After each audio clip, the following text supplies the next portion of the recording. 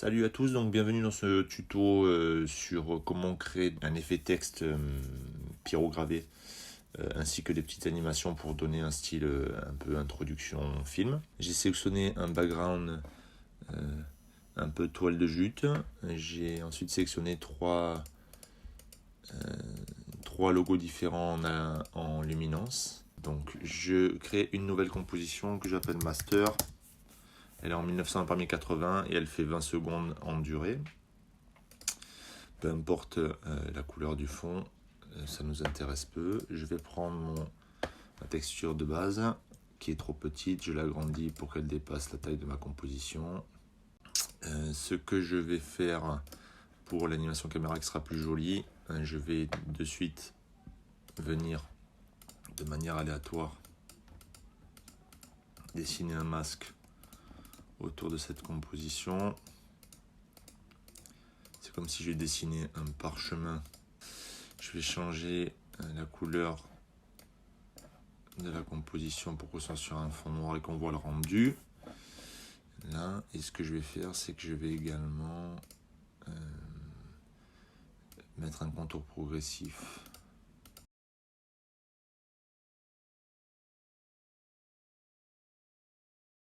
Alors, j'ai fait mon background. Ce que je vais faire ensuite, je vais aller récupérer l'outil texte et créer un texte, le temps des gladiateurs.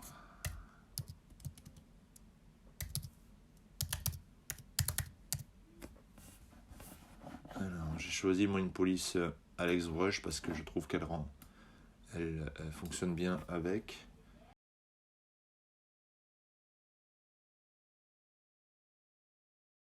Ensuite, je sélectionne mon texte, je vais faire un clic droit dans le visualisateur et je vais aller chercher créer les masques à partir du texte. Il me crée un nouveau calque avec tous les masques qu'il a extrapolés dans le calque de texte, le temps des gladiateurs. Et il me fait un calque uniquement avec ces masques qu'il représente en visuel. Le texte que j'ai créé ne m'intéresse plus, je le supprime. Il me reste que les calques. Je peux voir en cliquant ici à tout moment, avec ou sans les masques. Avec ou sans les masques. Ok, quand j'ai fait ça, je vais aller chercher l'effet trait. Je l'importe. On va enlever les masques comme ça, on verra mieux. Le chemin, c'est sur quoi je veux intervenir, c'est pas sur la première lettre, mais c'est sur tous les masques. Je vais de suite aller sur style de peinture et cliquer sur afficher l'original pour qu'on voit tous les contours de notre masque. Je vais gonfler juste un poil l'épaisseur ici pour qu'on le voit mieux. Et je vais lui donner une première anime. Je suis à 0 secondes. À 0 secondes, je lui dis que je ne veux pas le voir. Je vais sur fin, je le mets à 0% et j'appuie sur image clé. Je vais ensuite à 15 secondes. Je lui dis qu'à 15 secondes, je veux complètement l'avoir vu.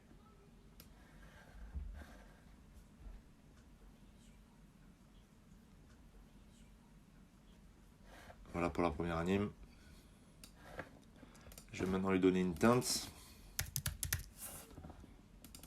Je vais aller chercher l'effet teinte. Dans les clairs, je clique. Je vais chercher un marron presque noir. Peut-être avec, si vous voulez, un indice RAL 160-101 dans le hashtag ici. J'appuie sur OK. J'ai fait mon texte avec mon animation. Je vais ensuite créer le marquage derrière du passage de la flamme de la pyrogravure. Comment je fais? Je renomme déjà mon texte en texte principal. Je renomme également le papier en background. Je prends mon texte principal et je le duplique. Et je vais juste venir, je vais l'appeler flou numéro 1. Le passer derrière le texte principal et je vais juste venir additionner un effet de flou accéléré que vous trouvez dans netteté, flou encadré accéléré. Je double-clique et dans le rayon du flou, je vais venir chercher le mettre à une donnée aux alentours de 8, ce qui donne une espèce d'ombre portée à l'heure actuelle. Et je vais aller redupliquer ce flou en flou 2, accentuer son épaisseur et le mettre sur un rayon de flou moindre. Il me reste plus qu'à prendre tout ce paquet là et le passer en mode incrustation. Et on a déjà une écriture qui ressemble un peu plus à de la pyrogravure, plus le flou qui va avec. Je vais maintenant créer la petite flamme qui dessine les contours. Donc je duplique une nouvelle fois le texte principal, je vais l'appeler Burn. Je vais donner une animation différente. Je vais cacher les trois autres textes pour que vous voyez mieux. On va lui faire une animation différente sur l'onglet début ce coup-ci. Je vais mettre une image clé à 0% et je vais lui donner une valeur de 0,2%. Et donc on voit qu'il s'est juste créé une petite partie du contour des masques qu'on va faire suivre avec cette taille tout le long de notre animation. Donc je l'ai mis à 0,2 à 0 secondes. Je vais aller à la fin de notre temps à 15 secondes et là je vais lui donner une finition à 100%, ce qui donne un petit balayage comme ça de tous nos masques détectés. Je vais lui donner une autre couleur dans un espèce de rouge ou orangé légèrement brûlant. J'appuie sur OK, je vais zoomer pour que vous voyez. Je vais ensuite chercher l'effet lueur diffuse, glow en anglais. Vous trouvez dans esthétique. Je clique dessus. La seule chose que je vais aller faire, je vais aller sur couche et je vais le passer en alpha.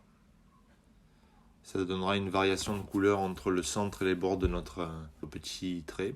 Et je vais gonfler un peu son épaisseur pour qu'il soit plus grand que le tracé des autres masques. Et je remets les autres masques en visuel.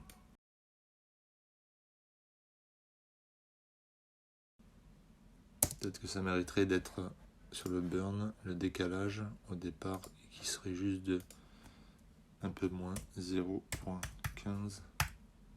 Voilà. Je l'ai mis à 0.15 plutôt que 0.20. Voilà, je trouve ça plus joli. Ensuite, on va venir à la fin de notre compo, juste pour pouvoir positionner les masques, les masques proprement parler, disons, on va mettre ces deux-là. Comment je fais? Je prends, j'importe, je viens positionner là où je veux et je vais lui donner une taille et une position qui m'intéresse. Disons qu'on va faire comme ça. Je le sélectionne, je l'appelle masque ou casque 1. Je vais sur calque ici à l'avant-dernière ligne tracé automatique et vous devez avoir au départ alpha inversé et appliquer un nouveau calque pas coché. Comme on est du noir sur du blanc, la luminance permet de faire des tracés automatiques avec une recherche de noir contrasté avec du blanc. Donc je passe en luminance, je me mets en inversé parce que ce que je veux récupérer c'est l'intérieur de ce qui va trouver du tracé, pas l'extérieur. Et je veux l'appliquer à un nouveau calque. J'appuie sur OK, il détourne mon casque, il le met sur un nouveau tracé qui est ici, que je vais appeler de nouveau casque 1. Et je vais supprimer l'image du casque qui ne me sert plus à rien. Et j'ai maintenant mon tracé.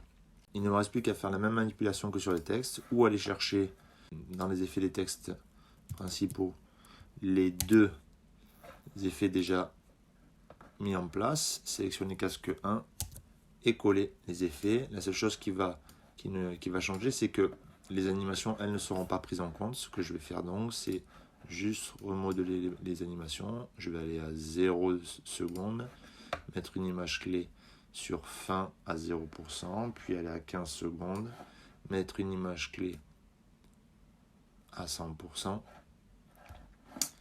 pour récupérer la même anime dans le même temps que nos textes. Dupliquer ce casque 1 comme D, l'appeler flou casque 1, le passer derrière, aller chercher le flou encadré accéléré de mon flou 1, pomme C, et le coller dans flou casque 1, puis aller le redupliquer une nouvelle fois, pomme D, et de mettre les valeurs de flou casque 2 qui sont à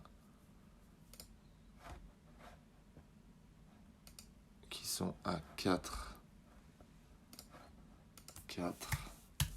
et une valeur un peu plus grosse je crois sur l'épaisseur là-haut, 4, 5, Je prends le casque 1, flou 2 et je les passe en incrustation. Et j'ai les mêmes couleurs, les mêmes animes que le temps des gladiateurs. Je vais de nouveau dupliquer casque 2. Casque 1, l'appeler Burn 2. Retourner dans les animations du trait, le décaler de, lui on va le mettre un peu plus long, de 0.2 secondes au début. Et le mettre à 15 secondes à 100%. Lui changer sa couleur. Lui mettre de la lueur diffuse en alpha avec une taille plus importante.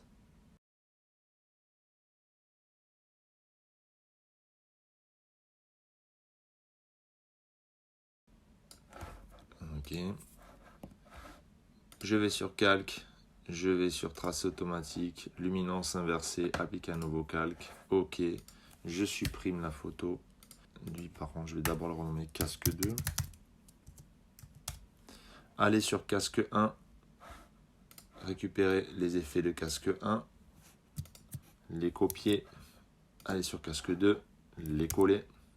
Remettre l'animation, comme je vous l'avais dit, elle ne se met pas automatiquement. Donc je vais à 0 secondes. Image clé. À 0 sur fin. Je vais à 15 secondes.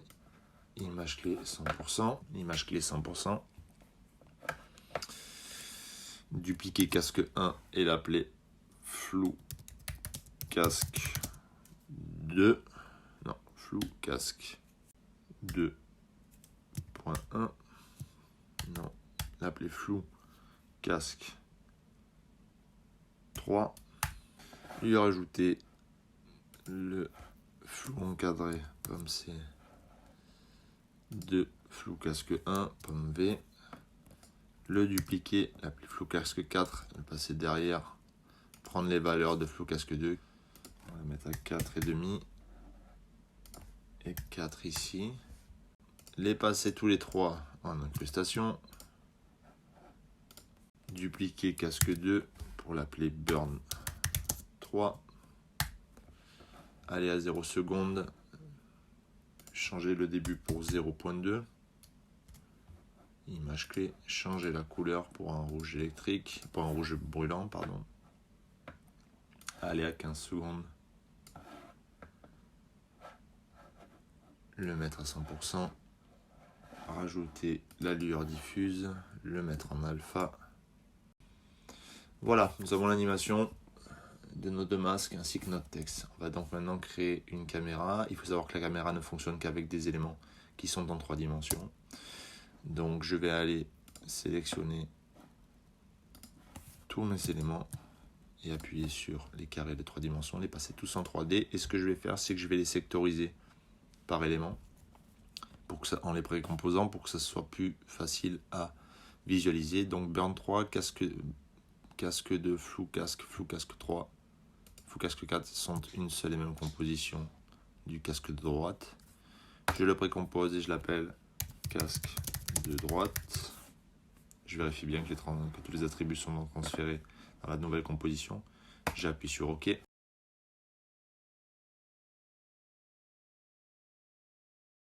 Tout bascule en noir, pas d'inquiétude. Il faut juste dire que tous les éléments qui sont à l'intérieur de la composition sont retraduits sur la nouvelle compo. Donc j'ai juste besoin de venir cocher ce petit soleil ici. Et hop, on rebascule. Je mets ces 3 compositions également en 3D. Et je vais pouvoir aller chercher des caméras pour créer une animation. Comment je fais? Je viens aller chercher ici, calque, nouveau, caméra. On va faire une caméra à un seul nœud, ça sera plus simple. On va se mettre en 20 mm en paramètres prédéfinis. Et appuyer sur OK. Et on va basculer en 2 vues horizontales avec une vue personnalisée qui vous donnera une vue perspective des choses.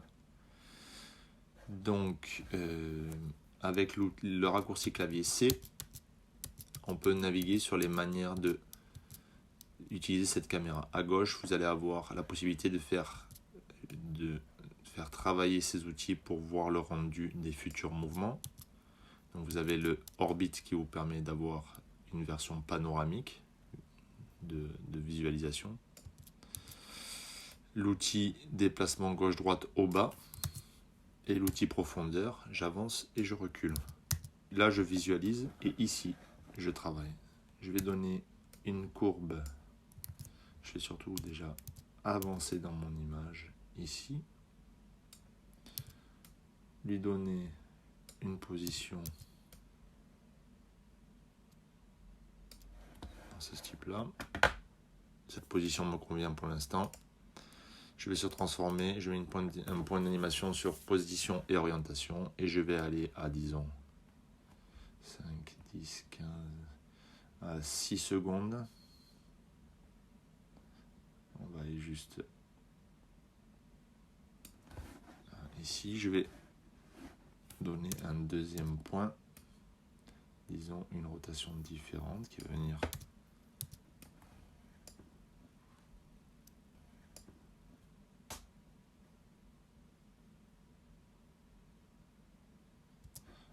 je vais juste repositionner un petit peu la caméra du début un peu plus loin.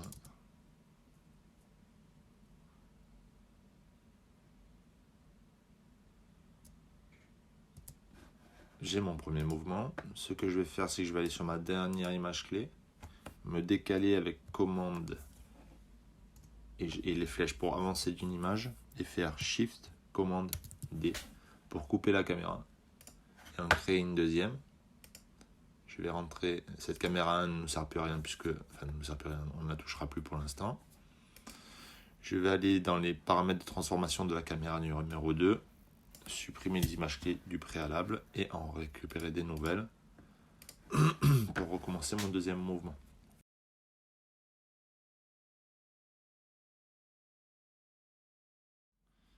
De 7 à 13. Ici, je vais lui donner juste un mouvement d'orbite, comme ceci, avec un décalage panneau et une petite reculade, comme ça.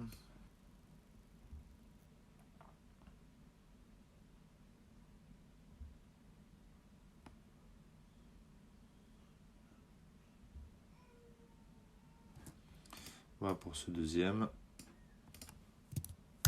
Commande Shift D. Je le cut. Je ferme les transformations de la caméra 2. J'ouvre celle de la caméra 3. Supprime les images clés d'avant. Recrée des nouvelles images clés. Et on va terminer par un mouvement.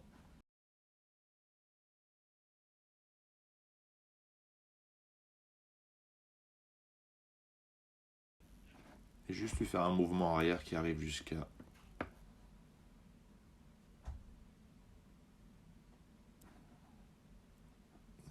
disons 19.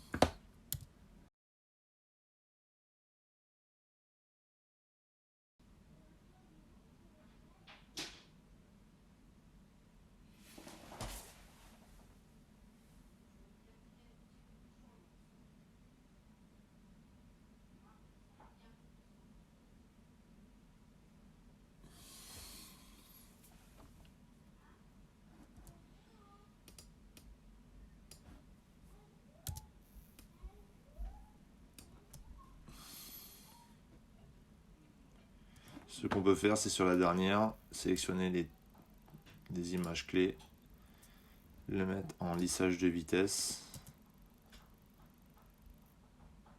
pour lui donner une accélération et une décélération progressive pour la fin de notre projet.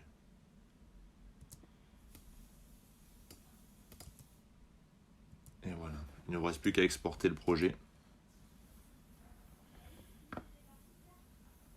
et à le mettre sur vos chaînes ou dans vos portfolios. Voilà, merci à tous, à bientôt.